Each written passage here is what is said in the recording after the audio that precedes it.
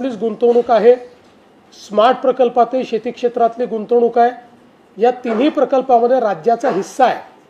त्या हिस्स्याची तरतूद देखील आपण पूर्णपणे केलेली आहे। आणि आजची जी समिती आपण केली ती जर तुम्ही नीट बघितली असेल किंवा त्याचं जर तुम्ही वर्डिंग पाहिलं असेल तर त्यात आम्ही काय सांगितलेलं आहे की 2 वेळा कर्जमाफी केली आणि शेतकरी पुन्हा लगेच कर्जाच्या विळख्यात गेलेला आपल्याला पाहायला मिळाला। त्यामुळे कर्जमाफी हा एक उपाय आहेच, तो आम्ही नाकारतच नाही आणि जे आम्ही सांगितलेलं आहे ते आम्ही करणारच आहोत, आम्ही त्यातनं मागे हटणारच नाही आहोत।